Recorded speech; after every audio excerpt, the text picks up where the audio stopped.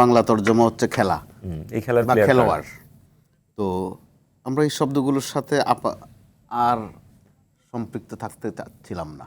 না আসছে তো, হ্যাঁ, কিন্তু হয়ে যাচ্ছে, অনিবার্যভাবে হয়ে যাচ্ছে। খেলা হবে, খেলা হবে, এগুলো নিয়ে রাস্তাঘাটে মশকরা হয়েছে বাংলাদেশে।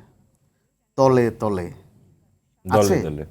এসব শব্দ আছে ডিকশনারিতে, কিন্তু আমরা এসব শব্দের সাথে কিন্তু পরিচিত হতে চাচ্ছিলাম না। আজও কিন্তু তলে তলে শব্দটা ব্যবহার হয়েছে। হয়েছে হয়েছে তো আবার খেলা হবে, নতুন খেলোয়াড় আছে, এসব শব্দের সাথে আমরা সম্পৃক্ত হয়ে যাচ্ছি।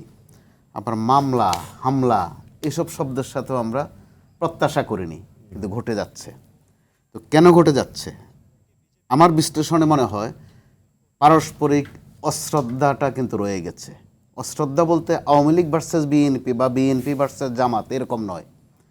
আমার কাছে সেটা মনে হচ্ছে নতুনের সাথে পুরাণের, নবীনের সাথে প্রবীণের একটা অসহিষ্ণুতা। যেটা খেয়াল করে দেখেন আপনি, নাসিরউদ্দিন পাটোয়ারি শব্দবোমার জন্য বড় বিখ্যাত। সুন্দর সুন্দর আক্রমণাত্মক শব্দ তিনি ব্যবহার করেন। কিন্তু না, সে আলাউদ্দিনের বক্তব্যটা আমি একটু আপনাদের কাছ থেকে শুনতে চাই, যে আপনি সে যেহেতু শব্দ বোমা মারছে, আপনি পারলে শব্দ বোমা মারেন, আপনি সরাসরি বোমা ডিম এগুলো নিক্ষেপ। অর্থাৎ আপনি ডিম বোমা ছাড়ছেন, ডিম থেরাপি দিচ্ছেন, হ্যাঁ, ডিমের মতো ডিমকে মিসাইল করে ছাড়ছেন। এটা প্রত্যাশিত ছিল না। তার কথার জবাব তার মতো করে দেয়া যেত, অথবা ইগনোর করা যেত, অথবা আপনি ফৌজদারি কোনো একটা জায়গায় যেতেন।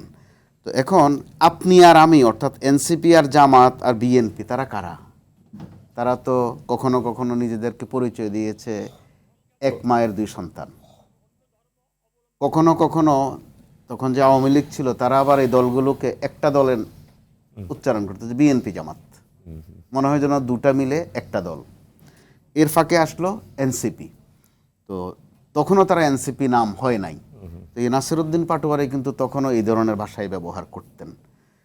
এখন দ্বিচারিতাটা হচ্ছে এই জায়গায়, তিনি যখন একসময় শেখ হাসিনাকে অথবা ওবায়দুল কাদেরকে এ ধরনের শব্দ ছুঁড়েছেন বোমার মতো করে, তখন কিন্তু বয়ান ছিল যে ছেলেটা বড় স্মার্ট, সাহসী, মুখের উপর কথা বলতে পারে। একটু আগে যেটা আমাদের মাসুক ভাই বললেন, যে তখনকারটা হয়তো বা ঠিক ছিল, এখনকারটা ঠিক নাই। চর্চারও একটা অভ্যস্ততা আছে কিন্তু। তো এই অভ্যস্ততার মধ্য দিয়েই নির্বাচনের আগেই তাদের মধ্যে কিন্তু একটা বিরোধ আমরা একটু একটু একটু করে দেখেছি। কেউ নির্বাচনটা খুব দ্রুত চেয়েছে, কেউ বলেছে যে আরও একটু সময় যাক। তো পারিপার্শ্বিকতার বিবেচনায় দেশের অধিকাংশ মানুষ মনে করেছে একটা নির্বাচন হয়ে গেলে বোধহয় ভালো হয়ে যাবে, একটা সহিষ্ণুতা আসবে, স্ট্যাবিলিটি আসবে। তো তখন আমরা চিহ্নিত করেছি এইভাবে, যে যখন যেটা হয়েছে, যেটা বলেছে যে নির্বাচিত সরকার না থাকাতে এমনটি হচ্ছে।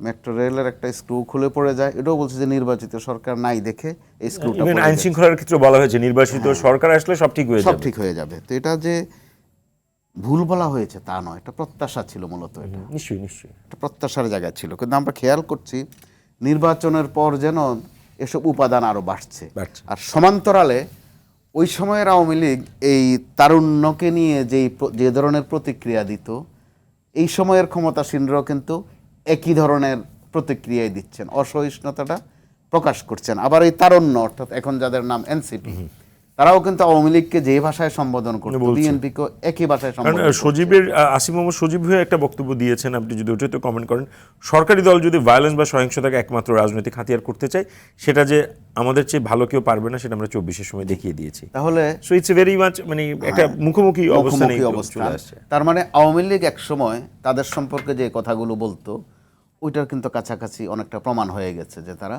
সন্ত্রাসী।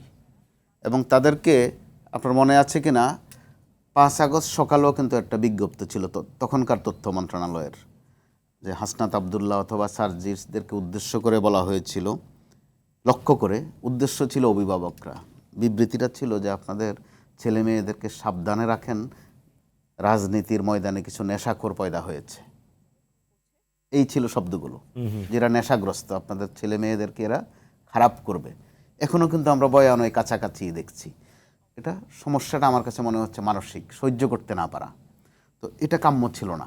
না, মানুষ আপনার ব্যক্তির মানসিক সমস্যা, রাজনীতিবিদদের মানসিক সমস্যার দায়িত্ব আপনি পুরো দেশের জনগণের লোক জাতির উপর। আর রাজনীতিবিদরা এতই পরাক্রমশালী, আমরা যতই তাদের সমালোচনা করি না কেন, তারা যখন কিছু একটা আরোপ করেন বা বলতে চান, সেটা প্রতিষ্ঠা হয়ে যায়। দলের শীর্ষ পর্যায়ে থেকে কিন্তু যখন রাজনীতি একজন- আপনার চোখের সামনে 2024-এর একটা ঘটনা আছে, আপনার রাজনীতিবিদদের এটা থেকে লেসন নেওয়ার কথা না হিসেবে। কেউ নেয়নি। যারা আক্রান্ত হয়েছে তারাও আজ পর্যন্ত বলেনি কোথাও যে আমাদের অন্তত টুকটাক হলেও কিছু ভুল হয়েছিল। আবার যারা এই সুবিধাভোগী অর্থাৎ বিজেতা। যারা এখন ক্ষমতায় আছে তারাও ভাবছে না যে যে এই মানসিকতা আমাদের জন্য ক্ষতি হতে পারে। আরেকটা দিক একটু শেষ করে ফেলি, এই এনসিপি যারা আছে তাদের জন্য তো ওখানে লেসন ছিল যে যে আমরা যেরকম একজন প্রধানমন্ত্রীকে এক কাপড়ে দৌড়াতে পেরেছি, অথবা আমাদের অ্যাক্টিভিটিজের কারণে সাবেক প্রভাবশালী মন্ত্রী যার নাম উচ্চারণ হলেই রাস্তাঘাট কেঁপে যেত, যে তাদেরকে আমরা দেখেছি লুঙ্গি ড্যান্স দিয়ে ধরা পড়ে, গেঞ্জি পরে লুঙ্গি পরে ধরা পড়ে এখানে ওখানে, 2-4 জন খালে বিলে পড়ে, মরেও গেছে কয়েকজন, পাহাড়ে উঠতে গিয়ে মরে গেছে, অথবা কলা পাতায় শুয়ে থাকছে কেউ। জি। যেটা আমাদের জন্য ভবিষ্যতে কোনো মেসেজ আছে কিনা, একটু সতর্ক হওয়ার দরকার আছে কিনা। দুঃখজনকভাবে কোনো পক্ষের মধ্যেই যেমন সহিষ্ণুতা নাই, পারস্পরিক শ্রদ্ধাবোধও নাই, আবার তারা কেউই কারো প্রতিপক্ষ নয়, একই সাথে রাজপথে ছিল, পরিপূরক হয়ে কাজ করেছে, এক পক্ষ আরেক পক্ষকে ধন্যবাদ দিয়েছে, এগিয়ে যেতে বলেছে। আমরা অল্প সময়ের মধ্যেই তাদের মধ্যে যে বিরোধটা এখন দেখছি, এটা কিন্তু একদম স্পষ্ট, কেউ কাউকে বিন্দু মাত্র তারা সহ্য করছেন না। ওকে।